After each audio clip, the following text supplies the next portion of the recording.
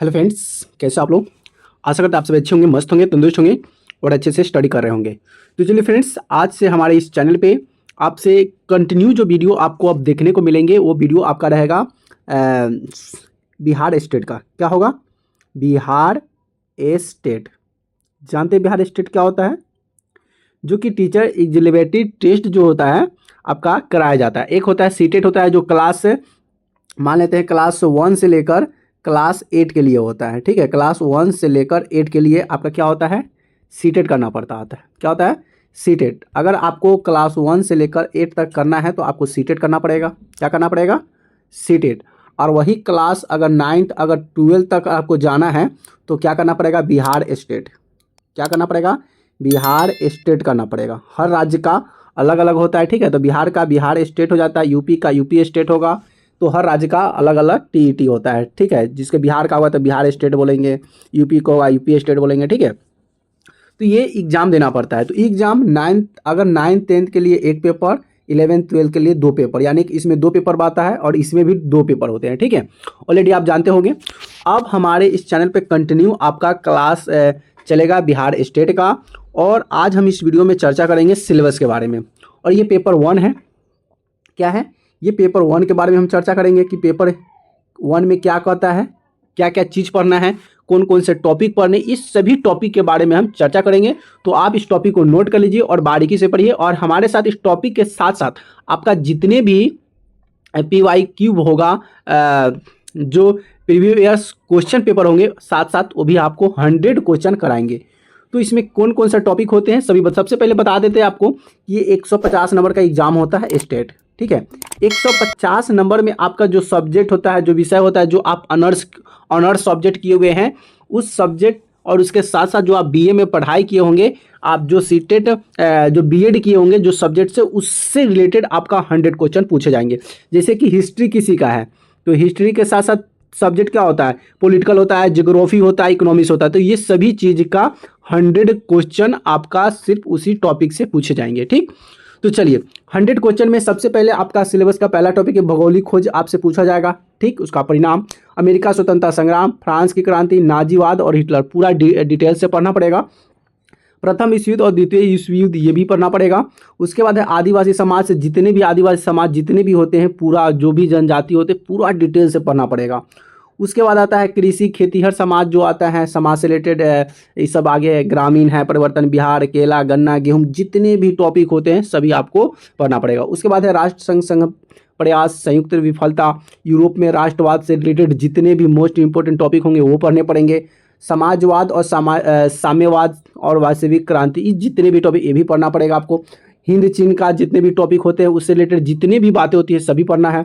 भारत में राष्ट्रवाद जो 1914 से लेकर 1930 तक प्रथम युद्ध के कारण जितने भी बातें चली है, उसमें जितने भी क्रांतियाँ हुआ उस क्रांति के बारे में पढ़ना पड़ेगा। अर्थव्यवस्था और आजीविका औद्योगिक, जो कि 1850 से 1950 तक ब्रिटिश और संगठन जीवन यापन किया गया, उससे भी आपका क्वेश्चन आता है और 100 क्वेश्चन यहीं से आते हैं। उसके बाद है शहरीकरण और शहरी जीवन है, व्यापार भूमंडलीकरण 9वीं और प्रारंभिक 20वीं शताब्दी है। उसके बाद है प्रेस है, संस्कृति और राष्ट्रवादी आंदोलन के भारत प्रेस का विटेट प्रसंड और संस्कृति बाह्य बहस, राजनीति संबंधी, ये सभी पढ़ना पड़ेगा। उसके बाद है स्थिति और विस्तार, मानचित्र, भारत के विभिन्न स्थिति, जितने भी भौगोलिक विस्तार होंगे ये सभी टॉपिक पढ़ना है।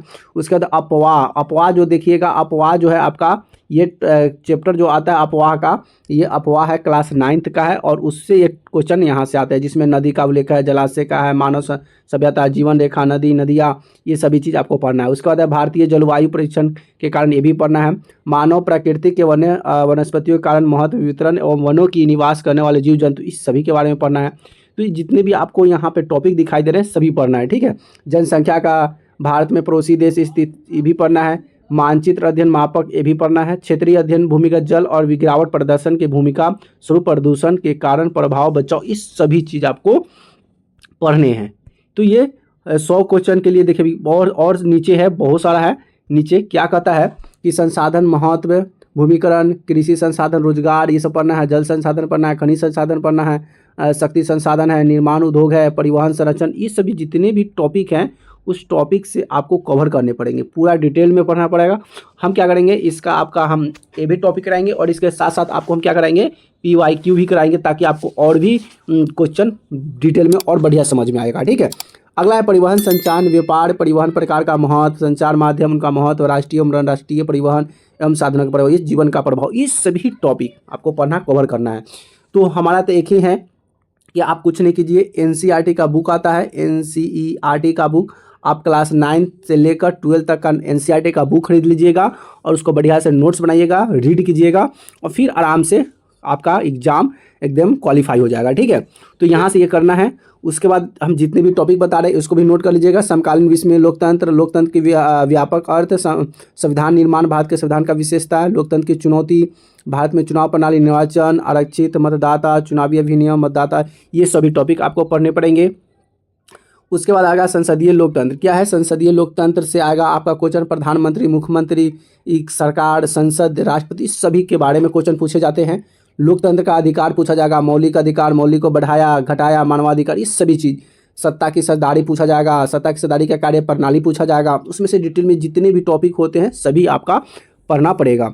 उसके बाद लोकतंत्र की उपलब्धियां पढ़ना पड़ेगा और विषमता की राज्य भाषा और राज्य के लोकतंत्र की सफलता के तत्व और लोकतंत्र की चुनौती, ये सभी चीज़ जो है आपको स्टेट के लिए पढ़ना है। क्या करना है, बिहार स्टेट के लिए आपको पढ़ना पड़ेगा। ठीक है, तो जितने टॉपिक पढ़ाए ये सिलेबस है जो कि बिहार जो बोर्ड जो होता है ना वो निकाला हुआ है। ठीक है, ये मेरा नहीं है, वो बोर्ड का है। ठीक, इसके तो ये 100 नंबर की हम बात बता दी, जितने बताए हैं इस सभी पढ़ने के बाद आपका 100 नंबर का क्वेश्चन पूछा जाएगा।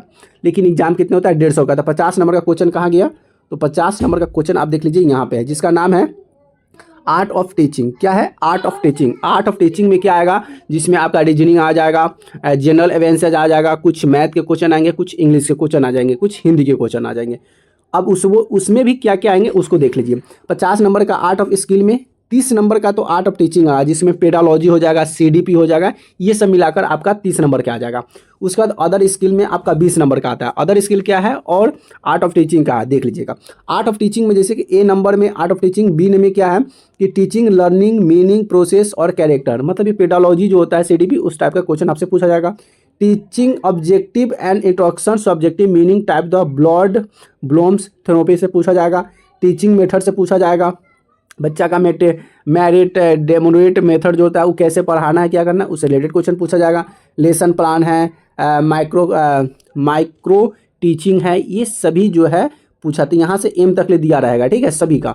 उसके बाद इफेक्टिव इकोनॉमिक्स क्लासरूम होगा, टेक्स्ट बुक लाइब्रेरी है, क्वांटिटी ऑफ टीचर है, इक्वेशन ऑफ द लर्निंग है, कैरिकुलम है, factor of the effects in teaching and learning है, matching aids and the hands of the learning, ये सभी जो है M तक जो नंबर होगा उसमें आर्ट ऑफ टीचिंग में पढ़ना है। क्या करना है, आर्ट ऑफ टीचिंग, ये सभी टीचर को इंपॉर्टेंट है, 30 नंबर लाना है। 30 नंबर का नंबर इसमें से पूछेगा। उसके बाद अदर स्किल में से अब जैसे कि अदर स्किल इतना पढ़ने के बाद आपका 20 नंबर का पूछा जाएगा। अदर स्किल में क्या है, जनरल नॉलेज से आपका 20 नंबर का पूछेगा, इन्वायरमेंट में से 20 नंबर के नहीं, सभी मिलाकर, मैथमेटिकल से पूछेगा और लॉजिकल रीजनिंग से पूछेगा। तो इस टाइप का जो क्वेश्चन होगा इसमें आप पढ़ लेते हैं तो 20 नंबर आपका इससे बन जाएगा। और आर्ट ऑफ टीचिंग, जैसे कि यहाँ पे जो दिया हुआ है आर्ट ऑफ टीचिंग, कुछ नीचे दिया हुआ है ये वाला आर्ट ऑफ टीचिंग, नीचे उस सब को पढ़ने के बाद आपका 30 नंबर का क्वेश्चन पूछा जाता है। 30-20 हो गया 50, और ऊपर में क्वेश्चन हो गया 100 क्वेश्चन हो गया। तो ये सब पढ़ने के बाद तब आपका बिहार स्टेट में आसानी से, देखिए पढ़ना आसानी से, अगर उसको बढ़िया से पढ़ लेते हैं ना तो आसानी से 70-80 नंबर तो आ ही जाएगा। तो अगर जनरल है, मान लेते हैं जनरल को 90 नंबर चाहिए। उसके बाद अगर OBC है, EBC है, इस सबको चाहिए कितना नंबर, 80 नंबर चाहिए। 80 अगर 75 नंबर भी आता है तो क्वालिफाई हो जाता है। ठीक है, 75 नंबर भी आता है तो क्वालिफाई हो जाता है। लेकिन उसके नीचे जो आता है उसके नीचे आपको 60 नंबर 65 नंबर पर भी क्या होता है, क्वालिफाई हो जाता है। ठीक है, 60 नंबर पे तो 75 नंबर रख के नहीं चलना है, 60 नंबर लेके नहीं चलना है, हमें ये लेके चलना कि हमें 90 नंबर आना चाहिए। ठीक है, क्या आना चाहिए, 90 नंबर। और ये भी याद रख लीजिएगा कि अगर बिहार स्टेट अगर आपका निकल जाता है तो सिर्फ आप बिहार में ही भर सकते हैं, अदर स्टेट में नहीं भर सकते। अदर स्टेट में फिर आपको अदर निकालना पड़ेगा। जैसे कि बिहार का है तो बिहार स्टेट, उसी तरह से यूपी का है तो यूपी स्टेट होगा, झारखंड स्टेट होगा, तो उसमें आपको बहाली होगा। लेकिन बिहार स्टेट में सिर्फ बिहार में ही आपको जॉब हो सकता है। लेकिन अगर अदर स्टेट के बच्चा, अगर दूसरे स्टेट के बच्चा अगर बिहार स्टेट क्वालिफाई करता है तो बिहार में जॉब कर सकता है। उसी तरह से अगर हम लोग यूपी स्टेट फॉर्म भर के अगर यूपी स्टेट निकाल के यूपी में बहा लिया गया तो यूपी में हम फॉर्म भर सकते हैं, यूपी में जॉब कर सकते हैं। समझ में आ गया ना। चलिए, तो हमारा समझाने का मकसद यही था कि आपका सिलेबस क्या है, आपको पढ़ना क्या है, कौन कौन सा टॉपिक पढ़ना है, आपको हम यहाँ डिटेल से आपको बता दिए। अब करना कुछ नहीं है, ये जितने भी है ये सभी आपके बुक में हैं। आप बुक निकालिएगा एनसीईआरटी का, सभी एनसीईआरटी बुक में आपको ये सभी टॉपिक दिए हुए हैं। क्लास 9th जाइएगा, क्लास 10th जाइएगा, 9th 10th 11th सभी का बुक में आपको ये चीज़ देखने को मिलेंगे। ठीक है, तो चलिए फ्रेंड्स, वीडियो हमारी कैसी लगी प्लीज़ कमेंट करके जरूर बताइएगा। वीडियो अच्छी लगी तो वीडियो को लाइक कमेंट शेयर जरूर कर दीजिएगा। और हमारे इस चैनल पे अब कंटिन्यू चलेगा, तो वहाँ पे क्लास को ज्वाइन कर लीजिएगा और रोज़ क्लास देखते रहिएगा। ठीक है।